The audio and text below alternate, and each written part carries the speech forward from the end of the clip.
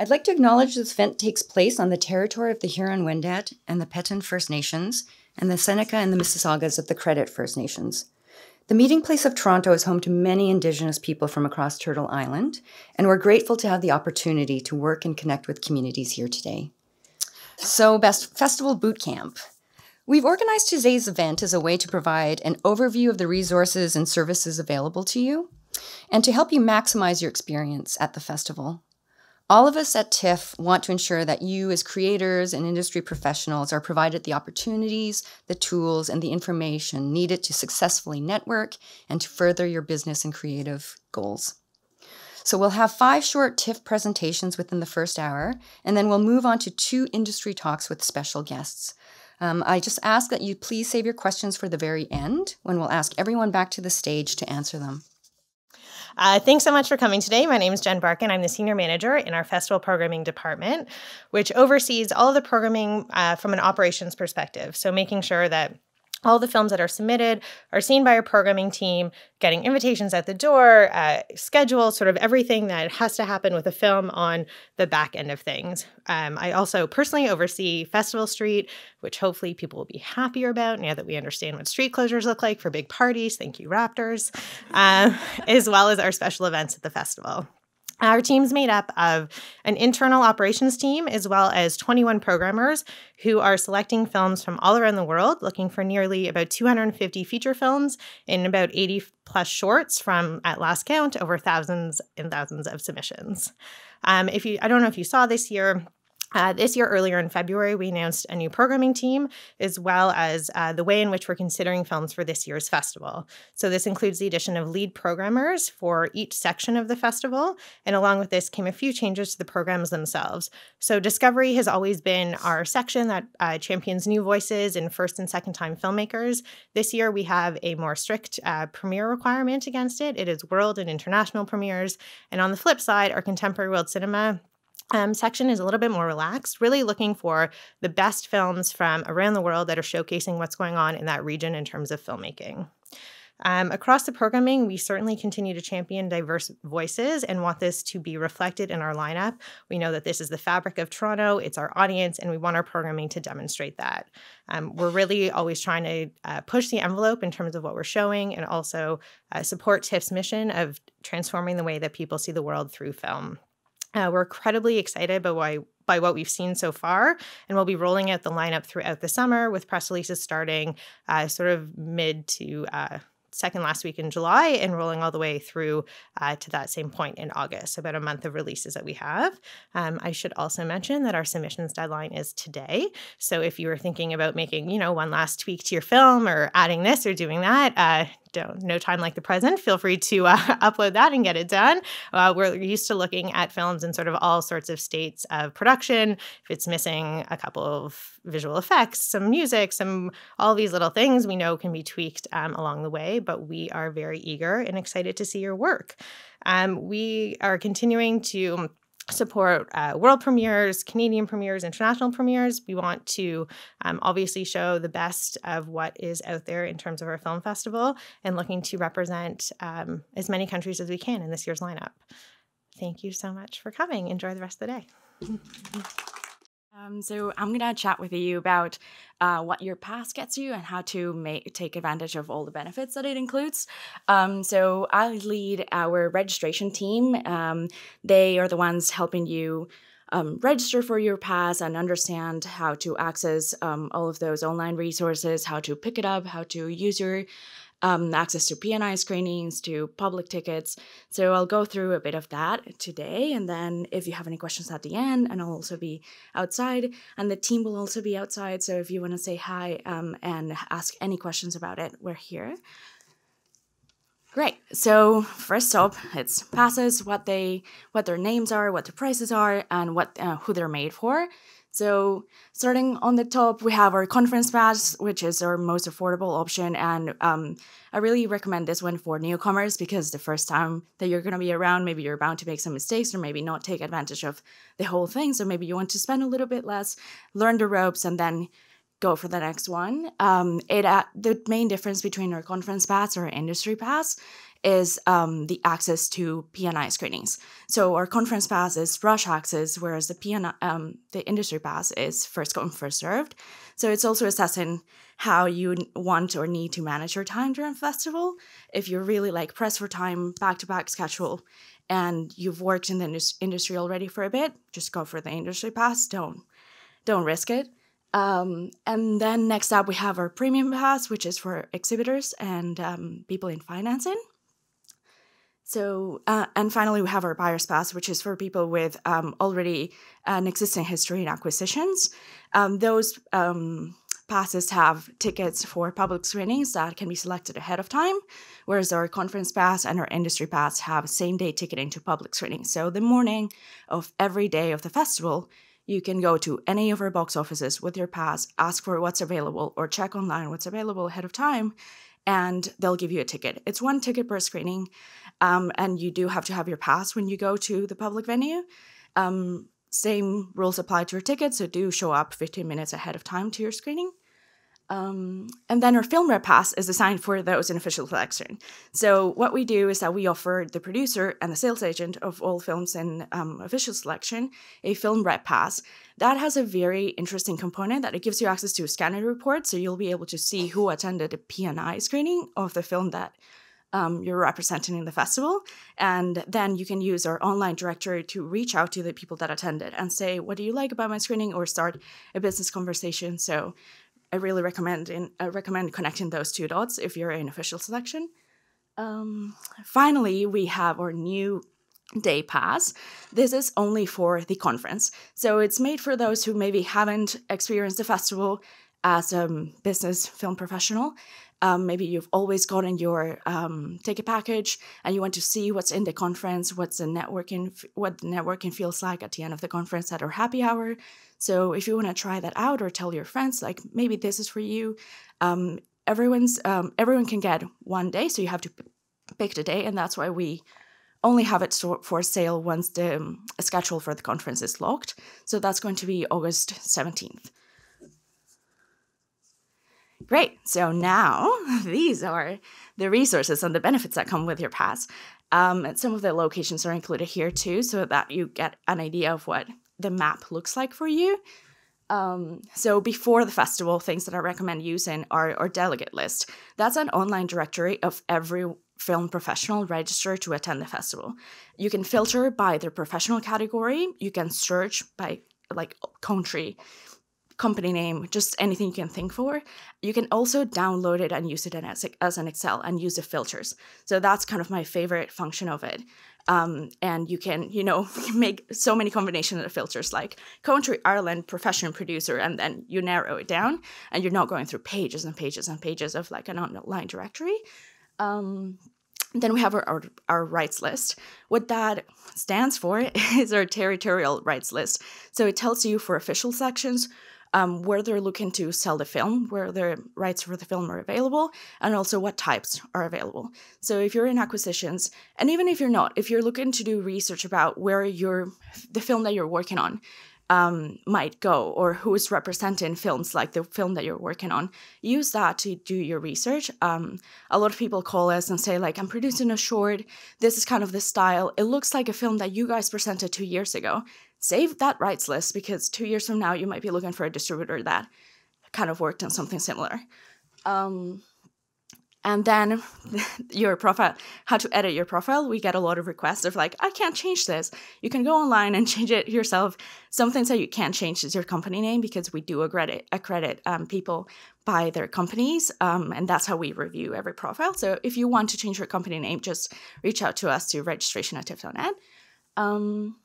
And now some kind of like publications that you might need are the digital program book. You'll get your program book as a registered delegate once you pick up your pass, but if you need to go through the pages ahead of time, then you can download the PDF.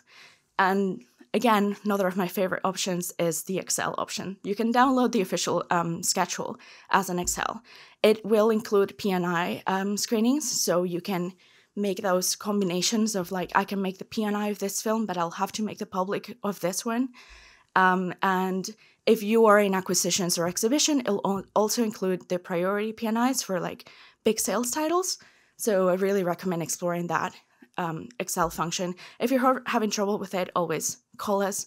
We'll show you how to download it. The download tool is going to be right on the calendar tool. And then these are some of the venues that you will definitely explore during the festival. And underneath each of them, we've listed what services are in that venue. So take a look. They're listed on our Delegate Resources website, which is right there at the top. So you might want to bookmark that website because you'll use it a lot. And then finally, after the festival, you'll have a Zynando membership for 6 months. Zynando is kind of like a LinkedIn for film professionals. It's great. Try to use it. Try to update your profile as much as you can. And Festival Scope has an online streaming platform to catch up on the films that you maybe were not able to see at the festival. Zynando also has online streaming. We just have some of our programming streams on one platform and other programming streams on the other platform. They kind of like, their audiences are a little bit different. So you'll notice that the films on Festival Scope are more like on the art house side.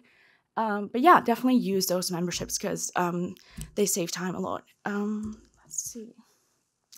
Okay, and then the team, the services team has collected a few tips for you guys, and we put them in this slide, so I'll go through them quickly. So when you're filling out your form, if you haven't done so yet, and if you're attending this event, we'll give you an extension on our early bird pricing until June 20th. So reach out to us. We'll check that you had a ticket for this event, and we'll activate that pricing for you. And when you're filling out that form, please give us as much information as you can about your professional activity, your company, what you're looking to do at the festival. There's many fields where you can enter that. It just helps us do it faster and not have to reach back to you and ask more questions.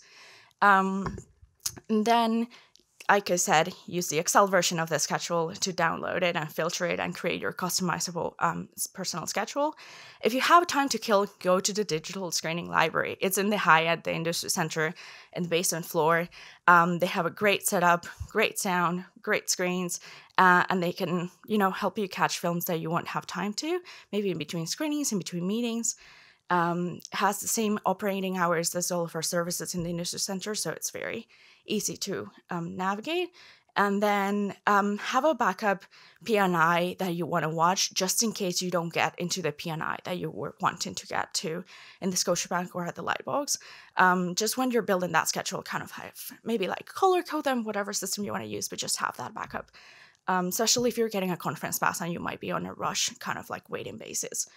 And then mingle at the line. If you're going to a movie that looks like the movie that you might be working on soon, then mingle with those people because you definitely have professional interests in common. We also get a lot of questions of like, how do I connect with the people that care about the same things that I care about? It's like, go to the movie that looks like your movie and talk to each other. So yes, try and do that. And then come to our happy hours at the Glen Gold after every day of the conference and also mingle there. It's great. They last an hour, so try to, juice them up. And then you can get your free caffeine boost at our IMDb Pro Cafe at the Industry Center again. It's on the Hyatt Regency, second floor. Finally, don't lose your P&I guide. This is a printed guide that will come in your bag. I know sometimes you might run out of cell phone battery. You don't have Wi-Fi. Whatever happens, you can have that printed guide as a backup. However, I will say that there's a limited inventory for those, and people love them. So put your name on it. Don't lose it. And if you have any questions, you can again reach out to registration@tiff.net. I always recommend adding that email address to your contact emails, like properly save it as a contact, because that way you will get all of our alerts, especially schedule changes alerts during the festival. So yeah, those are all of our tips. And if you have any specific questions, like I said, I'll be around. And looking forward to welcoming you at the festival. Thank you. This photo is about hundreds of people enjoying cocktails that you can't really see. So that's what I'm covering over here.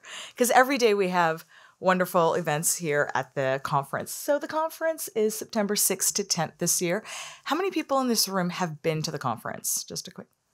Fantastic. Awesome. Nice to see you. And how many people in the room are filmmakers or creators? Mostly? Okay. Any people on the business side? Distributors, but Beautiful. Okay, great. Well, we have something for all of you.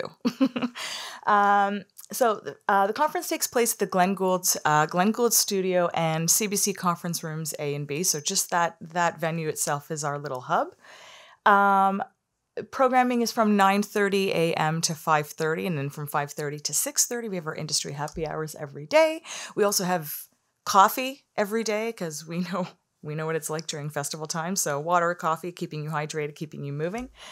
And we like to program intersectionally through over film, television, media, technology. We really see our mission with the conference programming as being able to cultivate creative entrepreneurs and helping you build a sustainable business with your creative endeavors. And if you are a producer, you are wearing two hats. You are on the creative side and you are also on the business side. Very, very important. If you are a filmmaker, we have a lot of fantastic content for you, which really helps you develop your craft and really focus on the excellence of storytelling, because you start with a good story and then everything else we can help you navigate the world through. So content focus, so we have creative development, as I just said, so focus mainly on creative development. Some of that programming includes master classes, so we've had the lovely Taika Waititi. We have a session called 3 for 30, which is really for screenwriters, and it's hosted by Franklin Leonard of The Blacklist and Kate Hagen. Basically, we have screenwriters, and every year there's a different theme, but they basically do an anatomy of a theme, an anatomy of a scene from the festival selection, in which case they really unpack the art and the craft and all the mechanics involved in what makes a good story. And they really kind of break it down in a fantastic way. It's a really excellent session that we have. We also, in our foundation stream, that is geared towards first-timers, emerging filmmakers, no matter what age. If you are new to the business, this is the stream for you. We have a curriculum that really balances out both the creative development aspect and the how to distribute your film, how to finance it, what are new models that you can look at. So we adjust in that way. What else do we have?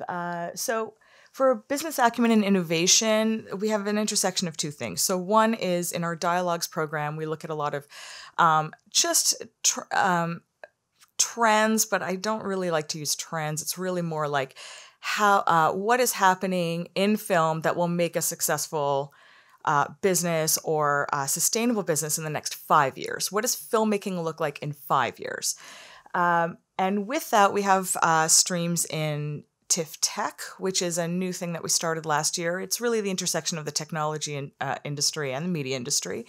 We have a lot of entrepreneurs, startup folks who it's really great to info share with investors and people who are really managing portfolios of millions of dollars, which of course films are portfolios of millions of dollars. So trying to find some of those intersections. And also we know that the tech industry is booming and they need good stories. And where are they going to find good stories? From great storytellers. So that merging is what we do here at the conference. And it's a very unique experience to have those two things in the same kind of space, nice intimate space and very accessible. Networking is very key for us, in addition to the daily happy hours and the endless bottomless coffee. We really like to create spaces where it's easier for people to network. So one way in which we do that is a strand called Connections, where we have networking roundtables in various areas. So one is co-productions, international co-productions. You can meet different screen agencies, etc. We have one for television. We have one for documentary exclusively on Doc Conference Day, which I'll talk about in a moment, and short films as well. So those are kind of the pillars that we have. In addition, in some of our programming, we really strive to have very engaging conversations that just end up taking conversations a little bit further than where they are. So we'll never just start with a topic like diversity in film criticism without having data, without having real experts, without having tangible outcomes come out of these conversations. And one example I would give on the creative side is In 2016, we had Jill Soloway deliver this incredible keynote about the female gaze. She was just working on her book, and she was about to do a talk at South by to kind of touch on those themes. But the last season of Transparent was screening here at TIFF, and she came to the conference, and we gave her an hour. And we talked a lot about what she wanted to really unpack and uncover about the female gaze in filmmaking and the film industry. And the result of that was everyone in that room basically came out crying and went out for coffee and was able to network with people and have conversations about what they had just seen instead of just doing very, very cold pitches, which if you're on the business side is really hard to kind of warm up to somebody. But when you have those kind of conversations, those meaningful conversations, it also helps you kind of figure out who the other person is and kind of build on things just greater than just cold pitches. So we like to create that kind of and foster that kind of warm environment, welcoming, and just talking about things as people in order to then move into the business side of things. And of course, diversity and equality is across the board, everything that we do. So whether we're talking about, technology or whatever, it is all in the spirit, again, of creating diverse and inclusive spaces, equal spaces and access to opportunities. So that is the ground where we start, even if the industry isn't quite there. We start there and we then build from that. So those are just some of the things that we do at the industry conference. The DOT conference is on Monday this year, on the 9th. And that is programmed by Danae Peters, who's a new programmer with us. And she'll create some fantastic craft and business development side of things on all things documentary. And what else can I tell you? It's a really, really fun time. It's a nice intimate experience. If you just need a moment to be in a live space with other people, because as a producer myself, TIFF is a very, very big festival. There's millions of things to do, millions of things to see. If you don't get into the screening that you wanted to, or if you weren't able to get into the press and industry screening that you weren't able to, you can just walk over 2 blocks, come to the industry conference, have a coffee, come sit on some talks, come meet some people, and enrich your business and your creative endeavors. So we'll see you at the conference. Thank you. Film Office is a team of individuals here at TIFF who work quite closely with our programming teams. And the kind of primary goal for Film Office in working with those teams is to ensure that our filmmakers that are invited to the festival or to year-round events at TIFF in general have the best experience possible from beginning to end. So from the point of invitation, when they get an invitation or when their film is invited to the festival, through to and during festival, Film Office plays a key role in ensuring that experience is the best that it can be. And we do that in 3 primary ways. The first is sort of serving as the first and main contact point for an invited filmmaker. So we reach out basically at the invitation stage, introduce ourselves, and then we serve as sort of that main contact throughout the summer months leading up to the festival to help with any inquiries that filmmakers might have, help them navigate the festival. We are kind of a catch-all point in that regard. So if there's anything that might be a little bit confusing or overwhelming to somebody, they can go to their film coordinator and ask for help. Each film gets 1 film coordinator assigned to it at the outset. And again, they kind of stick with that film throughout the whole summer so they can rely on them as a key information source. The other 2 ways that we support the filmmaker experience and support internal teams at TIFF is by helping bring the films to the festival. And we do that in 2 different ways. So the first is bringing the film itself, not actually the screening materials or the exhibition materials, but the publicity materials. So we reach out and we collect from filmmakers things like publicity stills, trailers, credit information, basically anything that's going to be used to promote a film within the festival or give it a platform within our publications, like our program guide or on our website. We reach out and we collect that information and those materials from filmmakers. And then we also confirm their accuracy with them as well for internal teams. So that's sort of the first half of our outreach to filmmakers. And then the other key thing that we do in sort of the second half of the summer is we help bring the filmmakers themselves to the festival. And we do that by arranging travel and hotel and ground transportation. So we work closely with the filmmakers to book those things. Sometimes we book them ourselves. Sometimes we work and just provide guidance on booking those things with filmmakers. But essentially, we are the team that helps get filmmakers to the festival. And so we support internal teams in those regards. But again, at the same time, we are sort of a guiding hand for filmmakers throughout the summer while doing those. And the key guiding principle for Film Office is to reduce TIFF touch points. So TIFF is huge, and it can be a little overwhelming sometimes for filmmakers because it's such a big festival, and if it's their first time there, Film Office sort of serves to streamline a lot of the communication that comes from the festival, and also the communication that comes from the filmmakers back to the festival. So that's our guiding principle, is to reduce touch points and make things as streamlined and as simple for the filmmakers as possible. It's actually the formation of Film Office. It's a relatively young team, but the formation of Film Office was actually an exercise in that guiding principle by TIFF. Those two workflows or processes that I was describing before, the collecting of materials and then booking travel, those were originally done by separate teams. And the organization determined that there was a lot of outreach happening from those teams with filmmakers throughout the summer, but they were also happening somewhat staggered one after the other. So it was ultimately decided to combine those two separate teams into one and just have one person per film handling that entire process through the summer to make things a little bit simpler. So it's a little bit of dry Film Office history for you there. So we keep communication flowing, which is illustrated by this somewhat distracting GIF. I'm sorry. But basically, yes, this goes back to us being that main contact point. We keep info flowing with filmmakers, information from TIFF. So we tend to handle a lot of it. There's separate teams here at TIFF which will reach out to filmmakers, but whenever we can, the organization tries to run a lot of that communication through Film Office just to make things quite streamlined. And then it's the same case for the reverse as well. So filmmakers can run a lot of their communication or their questions through Film Office. It might be a question about something like, print traffic or delivery, or maybe a question about publicity and communication, something that would clearly be answered by another team. But if they're not sure who to contact, they can go to their film coordinator and they'll be directed to the proper team to handle that inquiry. So we are sort of a conduit for communication with filmmakers in the festival. Who's who in the Film Office, the full-time Film Office? I'll go through this list because I think it kind of gives a good idea of what else we do, some of the things, or sort of the different areas that we kind of handle. Anita Kotick and Lily Mullen-Bosson are the director and senior manager, respectively. They oversee the team and they handle sort of the high-level conversations with other teams about process change and new initiatives. Gabrielle Leith is the manager. She oversees our seasonal team. So every summer we bring on a group of film coordinators seasonally, and they are assigned a film individually. So every film will have one person they can kind of rely on.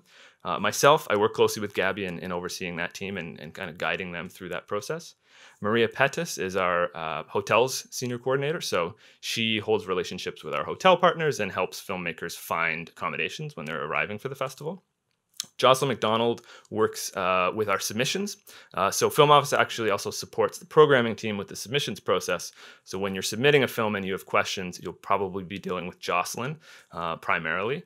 And Caitlin Garvey does a lot of the Film Office, those processes I was discussing earlier about collecting materials and booking travel, but she actually does those for our year-round TIFF events. So not the festival itself, but some of the other like Cinematech programming and things like that we have throughout the year. So you will very likely contact one of us at some point if you're working or invited to the festival, and those are sort of the different areas that we kind of work in. When you might interact with Film Office, so if you're submitting a film for consideration, again, you'd be likely communicating with Jocelyn in that regard. If you have a film that's been selected for official selection, you'll be assigned a specific film coordinator who will kind of help you from start to finish with anything you need. If you're receiving a guest pass, again, that applies to films that are invited to the festival or selected for official selection. Or if you're invited to be a speaker or a guest at a year-round TIFF event. So again, Film Office works on all events throughout the year. There's some of us that work on the festival and the smaller festivals like TIFF Next Wave as well. But then there's also Film Office support for year-round programming. do you have a guest pass? So guest passes are complimentary passes that are given to filmmakers and cast that are a part of a film in official selection. Guest passes, the pickup for those are facilitated by film office staff as well, and that happens at the Hyatt Regency Hotel, which is just next door. And that starts on September 3rd. So guest passes, they provide access to 10 complimentary tickets, which can be redeemed online. You still need the ticket to actually see something if it's a public screening, but you would use your pass to redeem those tickets. And they also give you access to our amazing industry conference, as well as press and industry screenings that we have here throughout the festival. No ticket are required for those screenings. You just need the pass, but that will grant you access to it.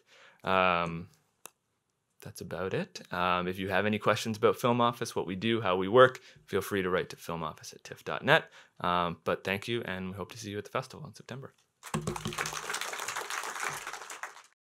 Cool. So I'll just give like a basic rundown on how the kind of press office works at festival, and then perhaps some further details about how a first-time filmmaker can get the most out of our team to support you, and also any ideas that I may have for you in terms of pushing your film. And feel free to just like jump in with any questions if what I'm saying is not making sense. So year round at TIFF, there's a team in our communications group of about 8 of us. During the festival, our team grows up to about 15, so we hire an additional 5 publicists to come in, and they are working very closely with the specific festival programs. So whether or not you might have your film in Midnight Madness, you'll be working very closely with that publicist. So once your film is confirmed by the festival, once you know that you're in TIFF, we begin rolling out our festival announcements, announcing our films from about the end of July. And until that happens, your engagement and involvement in the festival is all under embargo. So you can't be talking to anyone about it. Otherwise we see it like popping up in media, and we need to like rein that back in, because we need to like go out and make kind of a big bang about what the titles are going to be showing. And this rollout continues to go until the festival starts in September. So in any one year, TIFF is accrediting around 1,400 media from around the world. Our team is involved with like vetting these media, making sure that they're legit, and also a priority for us going forward is the diversity of our press corps as well. So we've got a media inclusion initiative where we are supporting and prioritizing a more diverse press. In terms of our publicists who would be supporting you on our team, if there was a particular demographic you wanted to target, for example, you really want to go after say the British media, or you want to get Asian media interested, then our team would be there to support you, to connect you with those specific reporters. Prior to the festival, there is also an opportunity for films to take part in TIFF's advanced press screenings. This is totally optional for a film, and I always recommend it to films that may have the potential to be lost in the kind of gala and special presentations side of things once festival ramps up. This means your film would be shown to media under embargo or partial embargo or whatever you choose before the festival, and they would have the opportunity to write about it and create a bit of buzz around your film. So that's always an option if you're given that opportunity. I know there's quite often films are nervous about doing that because they think that, oh no, I don't want to like announce it yet, but having said that, you're better to have media talking about your film than not talking about it at all, I kind of think. So I've come up with some questions that I frequently get asked that I thought I would go through because, you know, they may be relevant. And the main thing is like, do I need a publicist for my film? To which I would kind of say, yes, you do need a publicist. If you're wanting your film to expand beyond kind of the community or film community or perhaps online sort of community that you've built around the film, if you're wanting a bigger reach, a publicist is great because they already have those media connections. They can talk to you about the positioning of your film, how you want to utilize talent and all that sort of thing. So it's definitely good to have that to have that support from a publicist. So what sort of things would you be providing the publicist, or in this case, our team or the film office? We need to know kind of your goals or expectations for the film. And again, this is something that you would talk to your specific publicist about. And also materials is really important, because if you're wanting to get your film out there, we need like a main image to create a sort of press kit around it to help with the publicity. Any film stills or a trailer if it exists, and also a screening link to your film. So this can be provided to the publicist, who will shop it out to media under embargo and say, check this out, so they can actually see the film to write about it. So the screening link is really important, as are those images.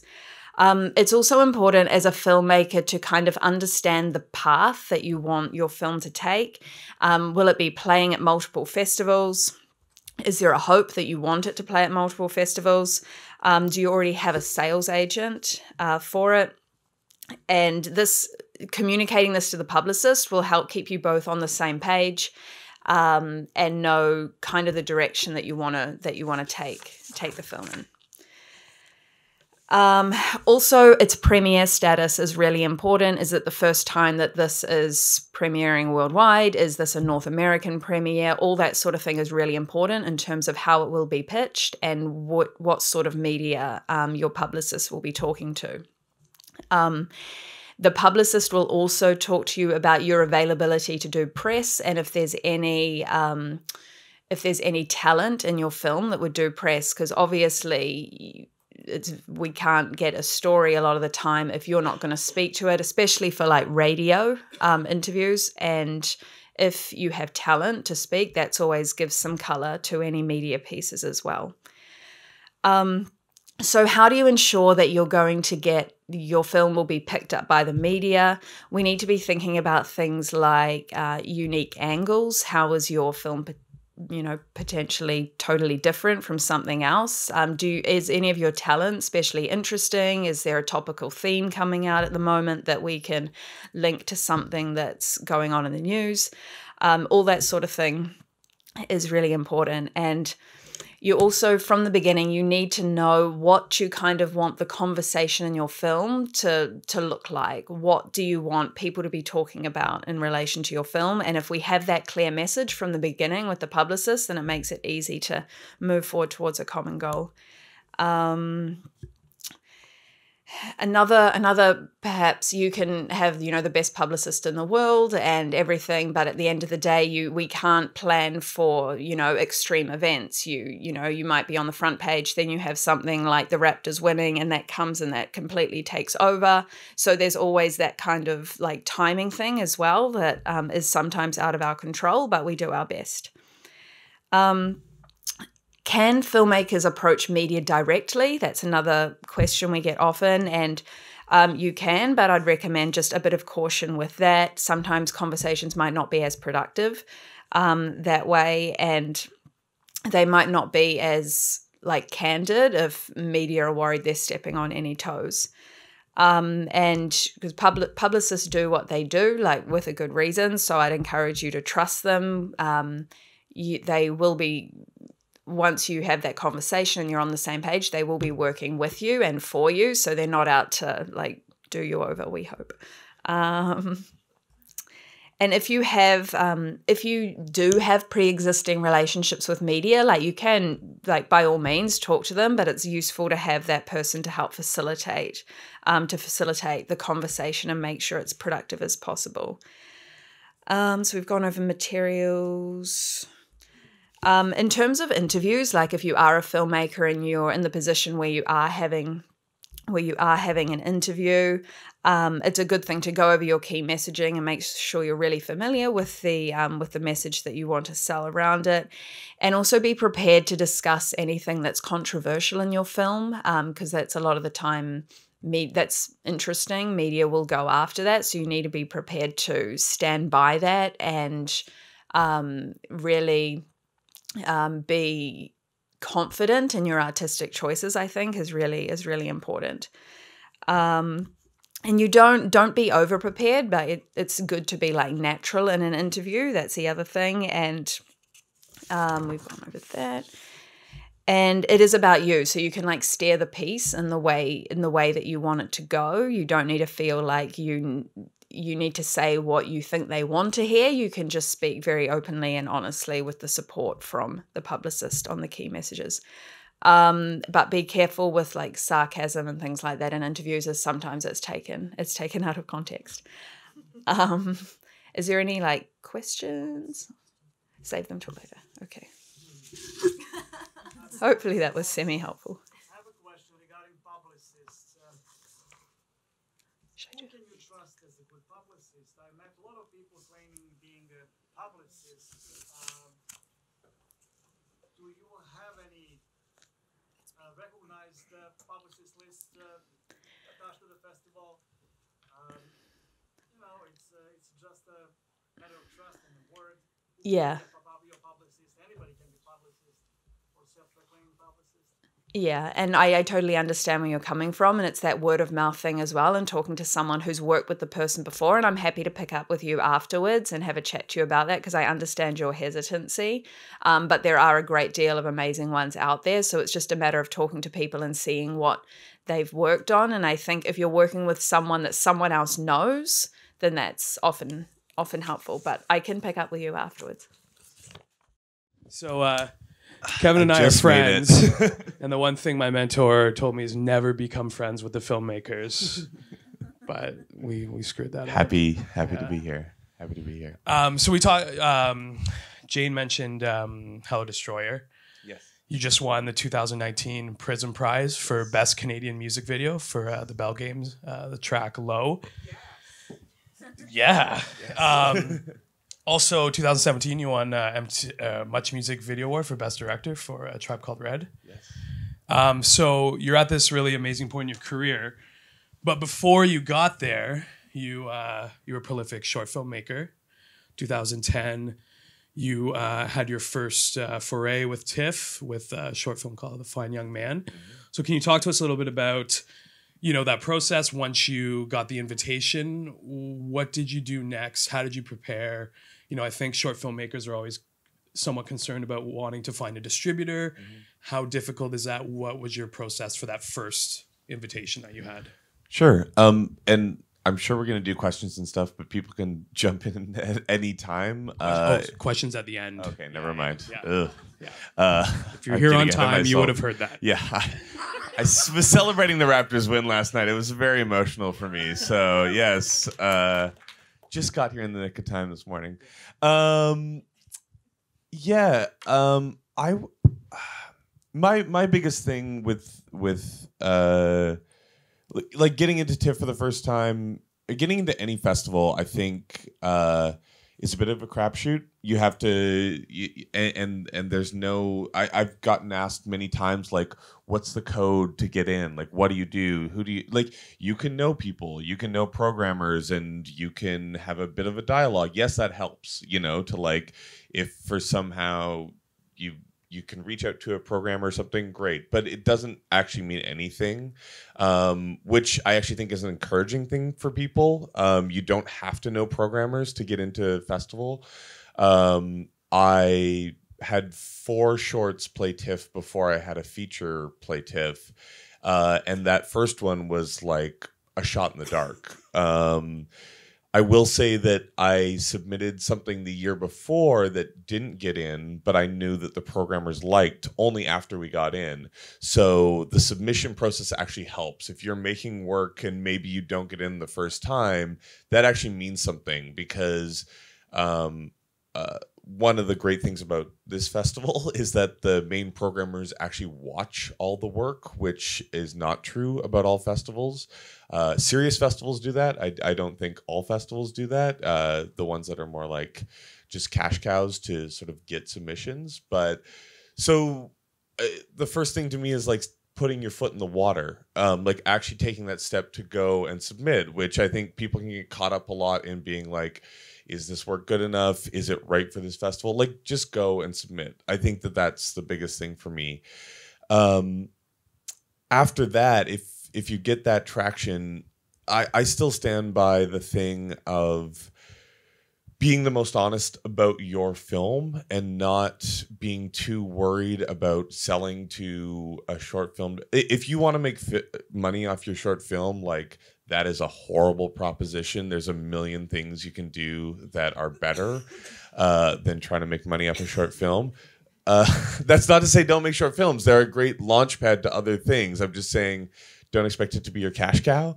So don't worry about distributors or anything like that. I found in my experience, the most valuable thing once you have a short anywhere is sort of what was spoken about before. Knowing how to speak about your film and really articulate why you made that, why it was important. I think being on Q&As is something I always loved and can go a long way in terms of getting people drawn into you. I mean, people who are going to maybe help you in the future. And also being really open in the festival experience to meeting other filmmakers. I think that's the biggest thing. Through TIFF, a number of my closer friends at this point and closest like professional connections came from those filmmakers that I met in at the festival. I mean, Ashley McKenzie, who if people here don't know her, I would highly recommend checking out Werewolf. It's one of like the great Canadian films in my mind. Ashley and I met here. Sophie Goyette, who is also incredibly talented, I met here. Fantavious Fritz, I met here. Like, those are all people that I met on a very ground level from being at the festival. So to me, that is like one of the big. Anyhow, that's a rambling answer, but. Well, I mean, so you're mentioning there's a lot of people here who are at the festival, whether it be other filmmakers, producers, sales agents, distributors. There's just the industry is here. So whether it was your first short, 2010, or your second short that got in, Yellowhead, 2013, were you trying to, like, who were you trying to set up meetings with? Were you trying to set up meetings with, like, where do you get that kind of guidance? Like, how do you decide, like, okay, I'm going to, send some cold emails because they're in town and I want to, like, get my name out there. Like, what's your advice in terms of just networking? I hate that word, but I guess that's what it's called. But just sort of, taking the next steps to sort of furthering your career. Yeah, I guess it would go back to what I was just sort of saying. I actually think that those connections, the ones that happen organically with other filmmakers, prove to be the most important for me. They might be for other people. I will say, and this is probably why you guys are all here, if you could be more prepared, which I think is probably true for a lot of filmmakers I know, it is really great to have a project like ready to go or like in your back pocket. Not to say that you need to, but you find very quickly if you have a short that people are interested in or work that people are interested in, it's a very temporal thing. They want to know like what is next, like people, they're excited in the thing that you're doing for sure, but they always want to know what, like anyone who's like a producer, distributor, those type of people. Like I said, shorts don't have a huge amount of like economic value, but they do have a lot of value in terms of potential. So the people who are there are really there to sort of mine that type of potential. So like I said, I think the most valuable connections were other filmmakers because you build that fabric. And if you're a short filmmaker with a short at TIFF or anything like that, go and see the shorts programs. Like, go there, watch the other shorts, because that's going to be your community. Like, even if those are people like in other parts of the country, other parts of the world, those people have become my community and are like a big part of my strength of just like, we came up together and you help each other out and you tip off other programmers to each other's work, and that becomes super valuable. But I will say on like the very sort of strategic networking route, if you're going to do that, definitely come with a project. Don't take meetings just to take meetings. I don't think that is super useful. Some of the worst, most uncomfortable experiences of mine have been the meetings to just take meetings type of thing. Maybe if it's a manager or an agent, that's okay, because they just sort of want to talk and like get to know you and be like, okay, what's your vibe? What do you want to do? But with distributors and that type of thing, I actually think it can be a bit of a setback if you don't. It's not that you have to have like, 5 scripts ready to go, but like you should have a little bit of an idea of like, this is the project I want to pursue next. Doesn't have to be fully conceived or anything like that, but you should have an idea. Without that, I feel like it can backfire a little bit, and you get in this place where you're kind of I don't know. You look amateurish in a way, and I've done that many times. So I'm telling you from experience of feeling uncomfortable in that way. Right. Well, speaking of agents and managers, I mean, that's something that I get filmmakers asking me about all the time. How do I get an agent? How do I get a manager? Can you talk about when sort of that became an opportunity in your career? Like, was it after the first or the second short? And how did you sort of navigate that territory in your career? Yeah. I had managers reach out to me after, I think the very first short, actually, and it's something that is definitely sort of flattering and a bit exciting. I waited until I'd made a feature, sort of because of what I was just saying, being like, if you don't know what that next thing is, it's like not. I still had other stuff I wanted to do shorts wise, and I didn't know what that first feature was going to be. And so, yeah, I don't know. So many of these things are like hard to like. There's not the first. I should have said this as like a precursor to anything. Like, there is no roadmap in filmmaking. It's like the wild, wild west, and that when I first sort of realized that felt super intimidating. To me, that's actually now a really empowering thing of like, you get to make your future in a big way, and I really do see it's like the people who go out to grab it are, and that doesn't mean you have to be like a super aggressive asshole about any of this stuff or anything like that. I think it's about like really owning your work and knowing it and being confident in it, as opposed to just being like an obsessive networker person. Trust me, those people get like kind of smelt out in these events. They're like, oh, it's that type of person. Like, if your only goal is networking, you're gonna be like a sore thumb at the end of the day. You might feel like you're making a lot of progress, but trust me, like, that's not the way to go. But the manager thing, I got really lucky. TIFF does these events with telefilm that are like a spotlight on Canada. So when you have a feature, they pick a handful of them. It's like a trade program type of thing that they do in New York and LA. And they flew us all down to New York to sort of like show off the Canadian films coming up at TIFF. I was happening to go to LA anyhow, so I ended up being the only person. I'm just being very honest about this whole experience. I happened to be the only filmmaker who showed up in LA.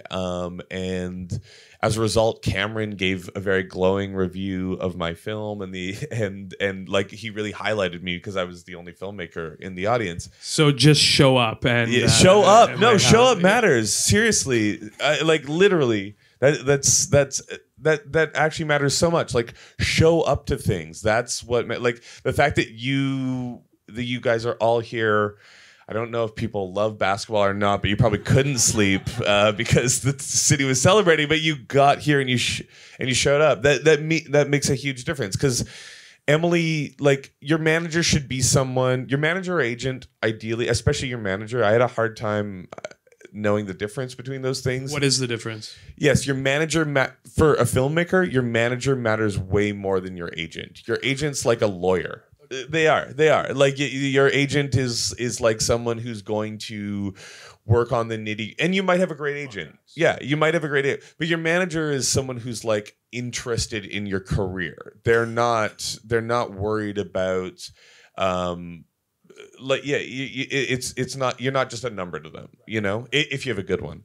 And so the manager, like, I can't give you that good of advice on that, other than like, pick a person you like a person who you actually connect with as a person. And realistically, like, I waited for my feature just because the more work you have, the more leverage you have. I don't really think that you need a manager as a short filmmaker. Like, I really think there's a lot of self-determination there of just going out and making your work. I don't think a manager is going to get you a feature. And even now, I don't even really expect my manager to do much in terms of being like, they are going to get me a film or anything like that. Like really like keep that sense of agency with yourself. You should like expecting that things are going to get handed to you is a way to sort of get stuck for sure. Yeah. So, I mean, fast forward to, I guess, 2016, Hello Destroyer is selected for the festival. You're in the Discovery program.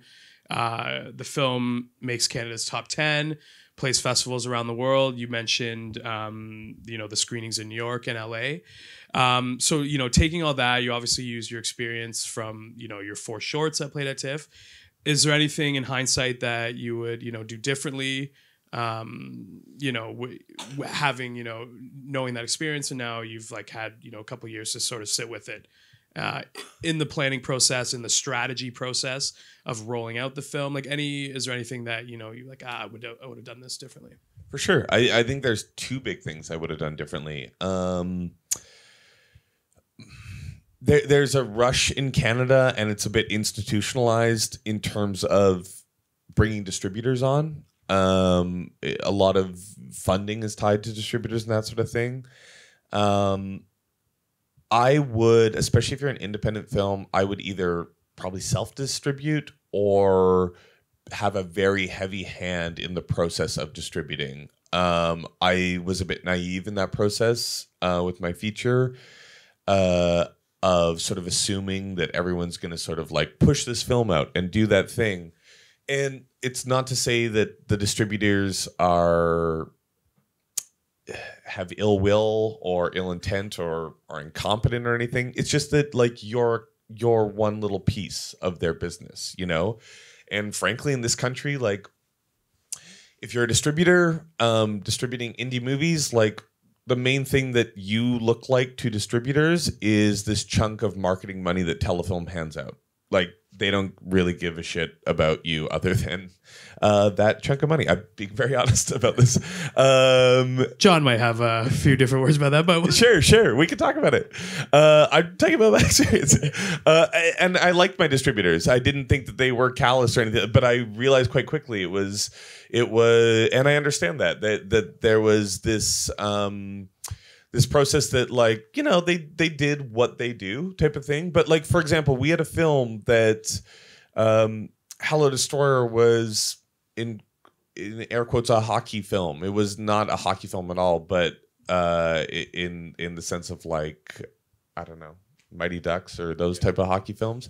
But that was the backdrop. And when we had audiences and when we did have the few chances to play in sort of rural places, it was the film really resonated with people outside of like this filmmaker sphere. Like you can, if you make a good enough film, you're going to get a little stint at TIFF as a theatrical run. But like, how does your film live and evolve after that?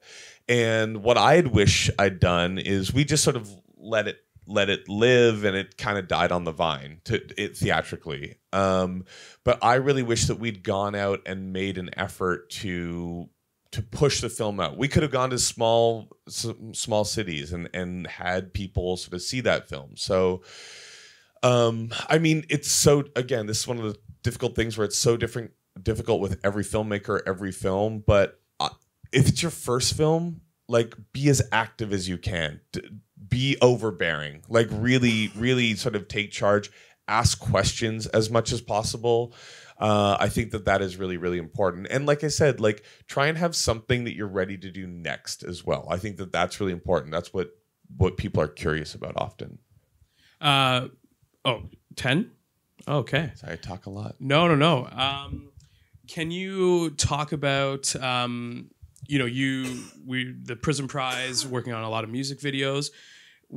How do you sort of, you get this, your first feature in the can, it comes with accolades. How do you sort of keep going, push forward? Like how did, what were sort of the projects that you were looking forward, even, or maybe you can talk about after your first couple shorts, like how were you sort of trying to like keep it moving, keep pushing forward for some of the emerging filmmakers who are out here?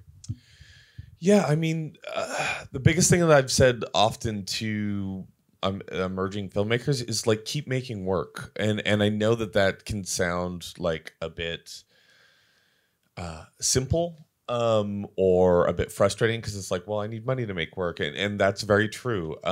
But I find ways to keep making work is the most important thing to me. I think that filmmakers who hit a wall are usually the ones who keep talking about making work and don't make work. I think of the 4 short films that I made that played TIFF, I think only one of them ever had government money, and the other ones were made for about $2,000 to $3,000 total.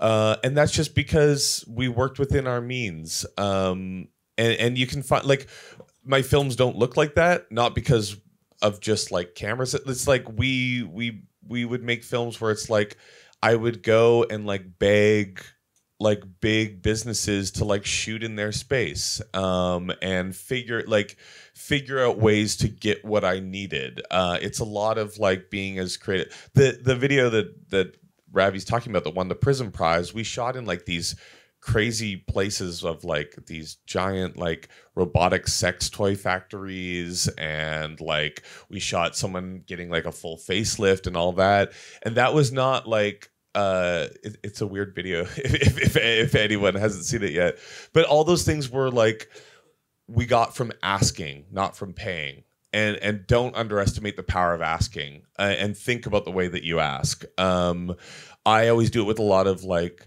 sense of humility and being very open and making sure that I'm accommodating the people who I'm asking to ask. But whatever you can do, find a way to keep making work. It's like I've made a lot of terrible short films as well. I've made a lot of films that didn't get into the festival. And it's not just like, okay, make a film all the time so that you just like can submit 3 a year or something. It's not like that. It's just that every time you make stuff, you're going to learn more. And when you fail, it's way easier to learn from your failures than it is your successes. Successes are like confusing. You're like, why did this work? Failure is super obvious. And it's very valuable. So as much as possible, make work. So we'll set it off to the next topic, but Kev will be around after to take any questions that I'm sure you probably have. But Kevin, thanks a lot, man. Yeah. It was great. Thank you. All right. Hi, everyone. Okay, so I want to use this session to hopefully talk about some of, the fundamentals of how these individuals are connecting creators like you with audiences in Canada and around the world.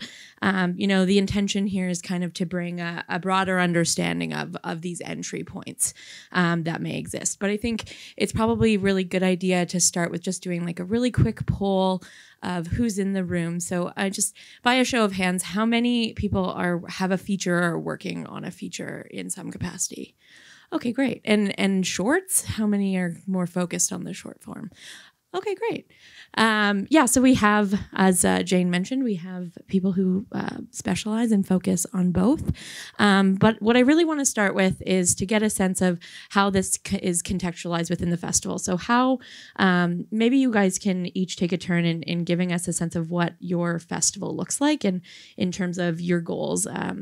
I think you all have very different goals in terms of how you approach the festival and what you're looking for in terms of outcomes, whether that is on the talent and the content side of what you're acquiring or what maybe you're representing within the festival.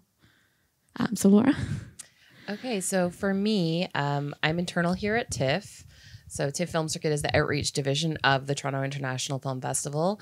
But I really experience the festival almost as industry. I attend a lot of the industry screenings. I take a lot of meetings with out-of-town filmmakers and distributors like John, who's local and I connect with more often, but especially any Canadian distributors from the West Coast that we work with closely, or from out of town or from Montreal or what have you. So I'm taking a look at a lot of work that we might want to bring on board for TIFF Film Circuit to promote to these festivals and film series we work with across the country. But we also do something called the TIFF Film Circuit Summit, which takes place on the final weekend of the festival, where we sort of change gears, my team and I, to being hosts. And essentially, we host about 150 delegates from across the country. So the local organizers from those festivals and film series we were talking about, there are about 160 of them. They come to town and we show them a selection of 5 private screenings of films from the festival that are curated for them, of films that we want to help amplify and encourage bookings of in their communities. And we also do a series of roundtables and professional development programming such as this to sort of foster those groups and give them the tools that they need in terms of things like volunteer recruitment and ticketing. And we also just share successes and challenges and afford those individuals to connect not only with us, the film circuit organizers, but with one another. So that's a really valuable time of the year for us. Sabrina? So I'm with What Media, and we're a international sales agent for short films. So we focus only on short form content, and we take on about 20 new titles per year. So during TIFF, we're usually screening all of the shorts that are at the festival that are not represented. And at the same time, we are meeting with our buyers, which include broadcasters from around the world, online platforms, and educational platforms, and so forth. John? Yeah, similar to Sabrina. Like it's a balance of helping promote movies that we have already that are at TIFF in that particular year and looking for acquisitions. So I personally would have, in a typical day, might have 3 meetings and might see 4 movies, something like that. And then maybe we have our own film that night, some version of that. So it's a lot of that. But I find, and I would have never thought this when I started working in the industry, a lot of the value, and you might find the same thing here, is in between things. You just, like, you're walking from point A to point B and you bump into someone, or you see someone you know and you're talking to them and a friend of theirs shows up, and it's this weird, unpredictable happenstance that can affect things. And I found consistently, year after year, those are the moments that are the most valuable and interesting usually. And that happens at TIFF especially when the weather's nice and you can just bump into people and you're standing out front. But it happens at other festivals as well. So I think Kevan had said in the previous discussion, just show up is a big part of it. And I think that's quite accurate. Great. So, I mean, since we're on sort of the more traditional distribution subject. So I want to start kind of with you, John. And so what, when you're in the festival and kind of experiencing it, what makes a film or a filmmaker attractive to a Canadian distributor like levelFILM?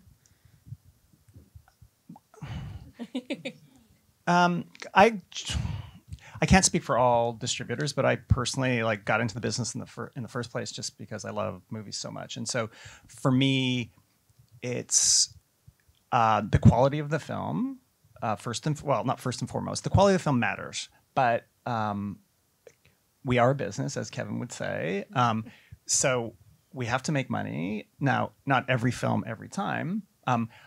I take no joy in being involved with a film that I don't like. I just don't want to do it. But sometimes business is business. So on top of that, once you have a film or you're interested in a film, the people you're working with, so the filmmakers and producers, it matters to us, because if you're working with people you like or that are encouraging or that have interesting ideas, but are also reasonable, that makes life easier for us and for them both. So that's hard to quantify, that kind of thing, but just being supportive, but being opinionated, but being realistic. So that's when it kicks in. But firstly, it's just me seeing a film that I love, and in the back of my mind, I'm trying to figure out the math of it. But that's it. And I know my mood can be instantly improved when I see a good film. If I've seen 3 or 4, not good or bad, but films I like. If I see 3 or 4 films I don't like, and then suddenly I see one that I love, it just changes everything. And that's where that's what I'm looking for in a day or in a film festival. And it might just be one film out of the 25 I might see. Makes all the difference in the world. Mm-hmm. And so you had mentioned that, you're seeing a lot of films, but you're also taking some meetings. And so typically when you're doing that, is it those meetings you're taking, are you really looking at things at script stage? Like, what's the balance between that in terms of what you are distributing and acquiring between, finished product versus things that maybe you're getting involved with at an earlier stage? Yeah, on Canadian films, which they're mostly Canadian filmmakers or exclusively Canadian filmmakers here, we will get in much earlier on films. For non-Canadian films, we would pre-buy a little less frequently. So the answer is it always depends on what the balance is, but there'll be a handful of pre-buys at script stage, and there'll be finished films. Canadian films generally, because of the funding system, we will get more before they're made than after they're made, and it's the opposite for non-Canadian films. But there's always these little gems that you didn't expect. For instance, last year, although we saw it in August, it was a TIFF film, and we saw it because they got into TIFF and they said, "Oh, we want distributors." So it was a film that we hadn't gotten in early, which was Firecrackers, the film last year, which is an amazing film if you haven't seen it. So that's one where we weren't involved, didn't even really know about it that much until we screened it, and then just couldn't let it go. We loved it so much. Right.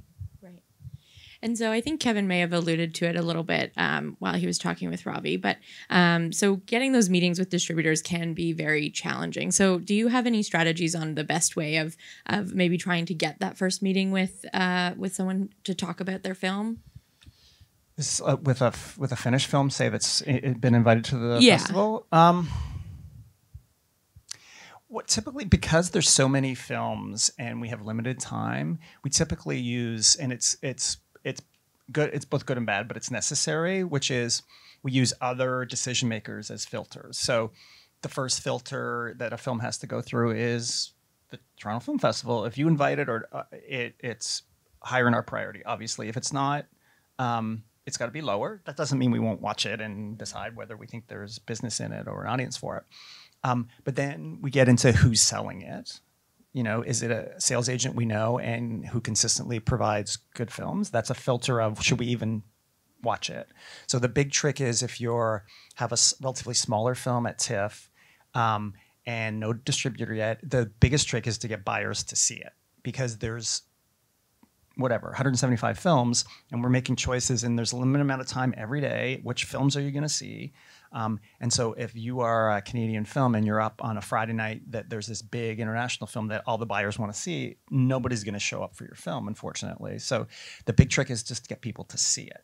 So my advice on smaller films looking for distribution is make it easy for buyers to see it. So that means have, if you can, more than one press and industry screening, or send screening links. I know everybody recoils in horror showing films that way, and I do too. And if I made a film, it would kill me if someone just watched it on their little computer monitor. But the trick is to get people to see your film. So do whatever. The best route is to make it as easy as possible for people to see your film. If the film is good, it will sell itself. And then maybe also on the script stage too, is there a good strategy on getting in touch with trying to make those partnerships early on with a distributor?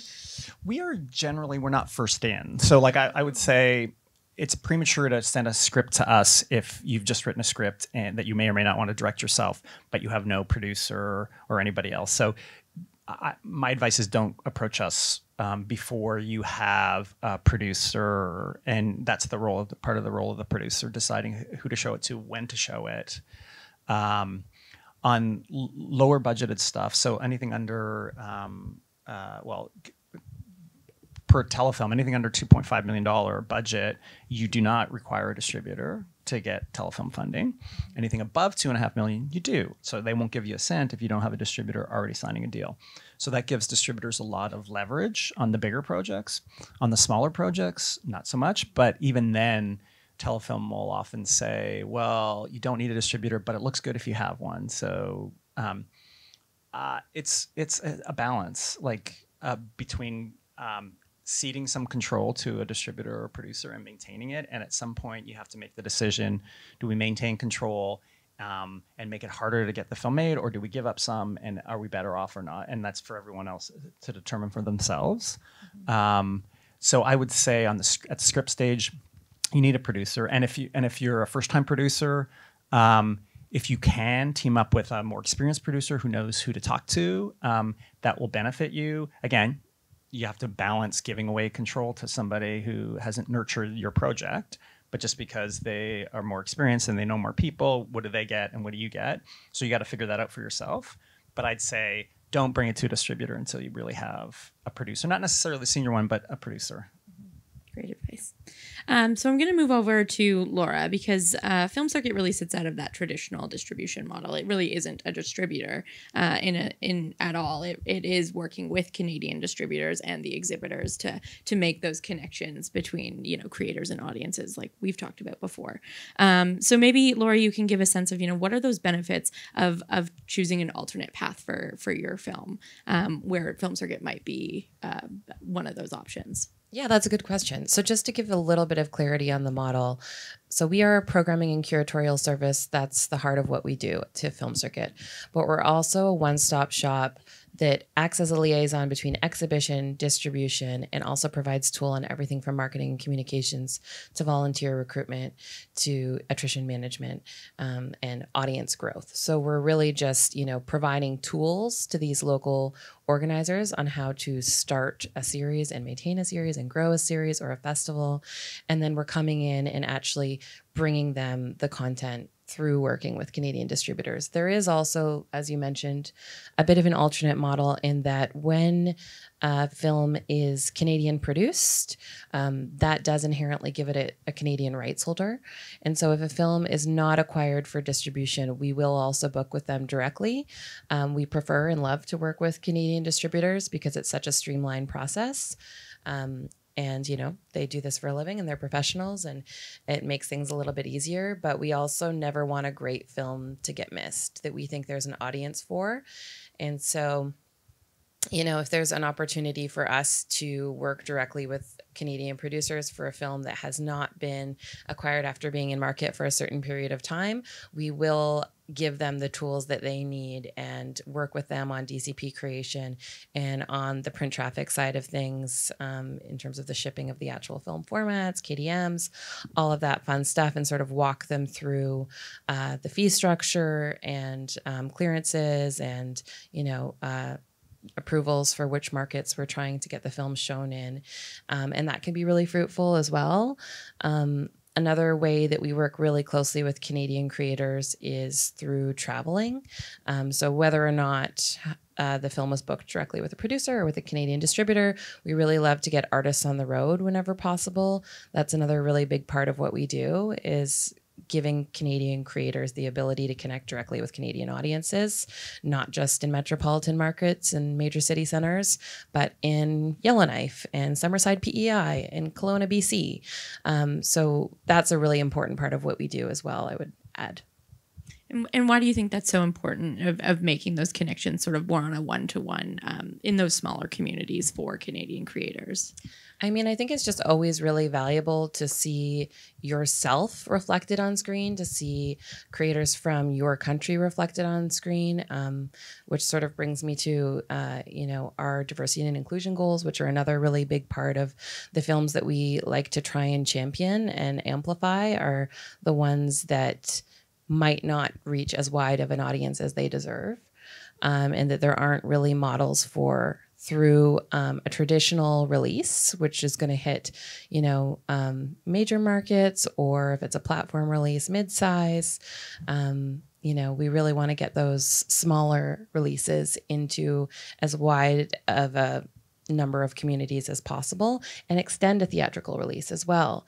So while it's not always commercially viable, for a traditional distribution model to show films for a 6-month period, really a film like Anthropocene, for instance, we booked for a full 6 months and played over 100 locations. And Mouthpiece is another example of a film that's had a really long life with us and that we anticipate to keep booking well into the fall. So we're really interested in doing everything we can to help amplify Canadian voices.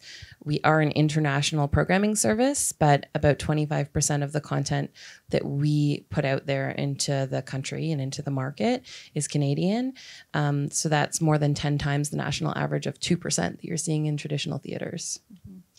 And so you've talked about how broad the audience is that we're able to make those connections with. So when you're programming and having a curatorial eye for that, with that understanding, what films do you see having the most success on the circuit in that way?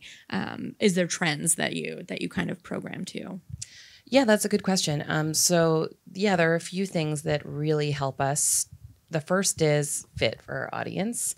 When we see a film, whether we feel like it'll resonate on a national scale, and films that we think will resonate on a smaller scale, we're still interested in too. And maybe we'll just tailor our approach to just a few of the key festivals that are a bit larger, a bit more cinephilic, or a bit more risk-taking.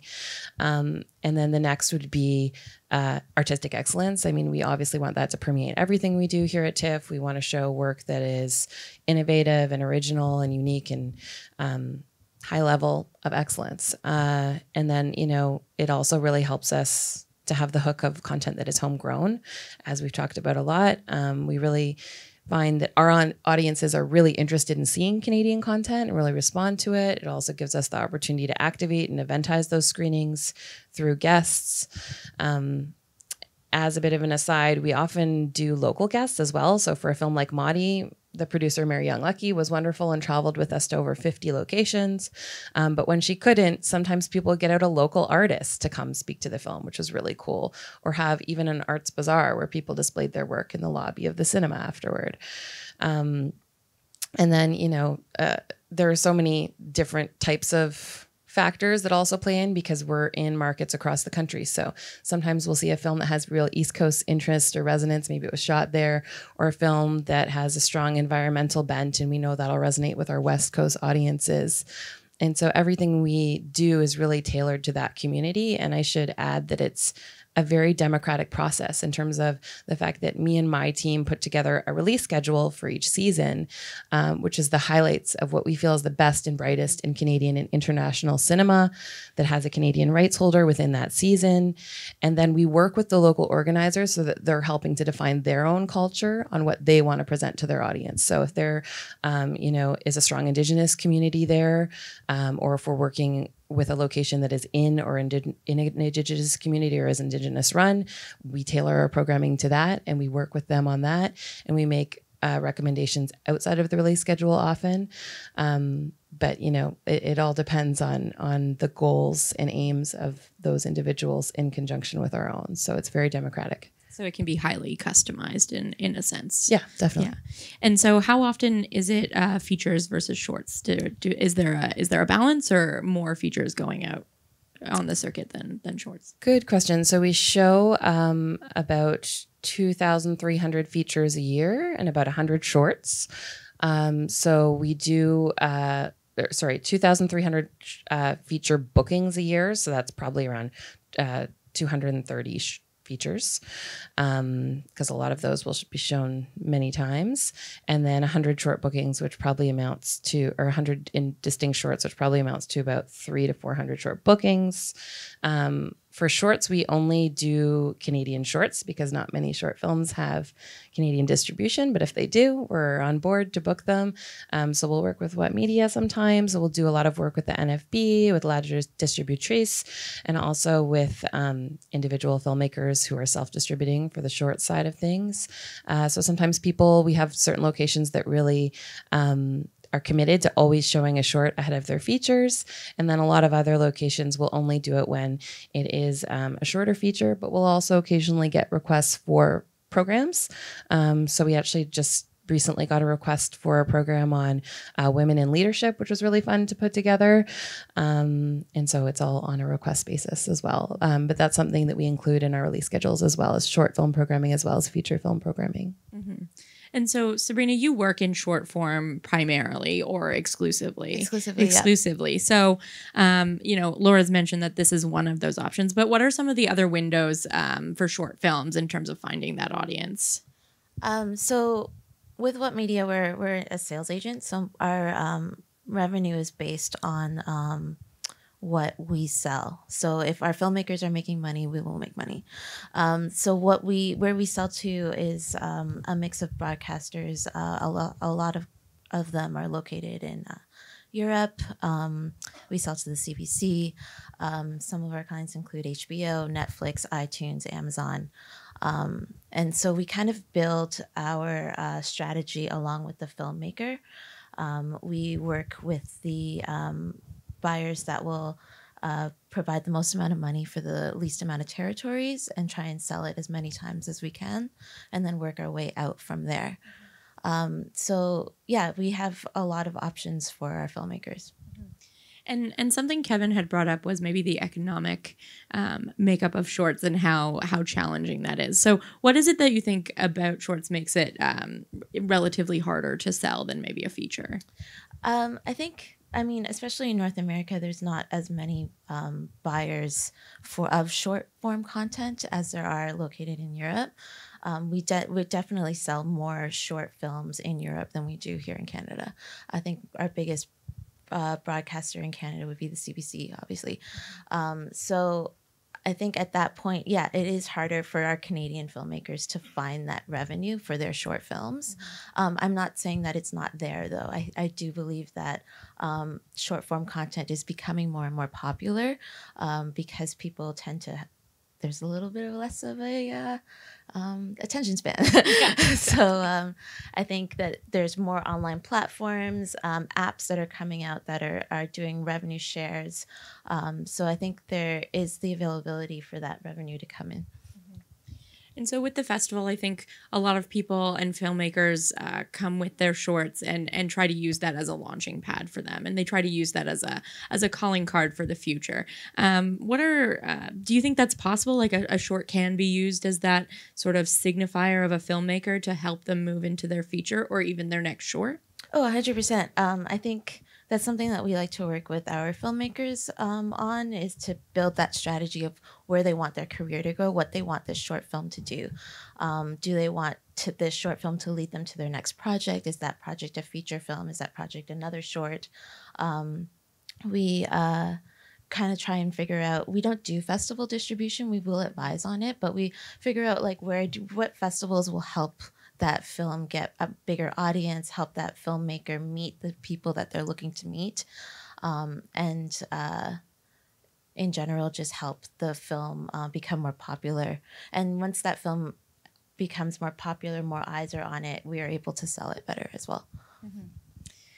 So, I mean, just opening it up to any of you, in the context of the festival, everyone has such a limited amount of time. So say a filmmaker gets 5 minutes with you during the festival. What's the best way to maximize that time?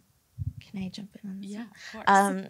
I think sometimes with a lot of emerging filmmakers, one of my biggest advice for you would be to do a little bit of research to figure out exactly who you're talking to and what they do and how they can help you with your film. I find a lot of filmmakers will come up to me and spend most of the time having me explain to them what I do, which can all be found online. And unfortunately, like I want to hear about your project. And you have a limited amount of time. You need to sell me your project because I want to watch it. And I don't want to spend my time talking to you about how long what media has been around for. I would say, first and foremost, follow up. So if you talk to somebody and they give you the business card or their email or whatever, don't be shy about that. Definitely follow up. All things being equal, I think most people want to do business with people they know and they like. So if a distributor, or producer, or whoever knows you and likes you, it helps. In the event of a tie, you will win. So that's all. And just be yourself. Don't be like, nobody knows anything really. And so just be yourself. Don't be... be full of confidence. You know more about your project than anybody else, and you know as much about the film world as anybody else. So don't be shy. Although it's a disadvantage, unfortunately, for people like myself. If you're more of an introvert, all of this is a little difficult because you're constantly put in positions where you have to talk to people you don't know, and so unfortunately that is something you have to overcome a little bit, but in the end, the work speaks for itself. Mm-hmm. So if you're not comfortable, meeting a bunch of new people every day, then try to team up with someone who is, maybe, ideally. But in the end, don't worry too much. If you make good films, short films, and you want to continue to make good short films, you can. And if you want to move to feature films, you can do that as well. So just kind of believe in what you're doing and try to put your best foot forward. But again, it's a difficulty sometimes if you're more introverted than extroverted. Yeah, it can definitely be challenging. Yeah. Laura, any advice? I would totally agree with the point about research. I think I'm always so impressed when people, rather than coming up to me and asking me what Film Circuit is, say, I'm really interested in this initiative. I know that it, reaches communities across the country, and here's where I think my film might resonate or might fit in.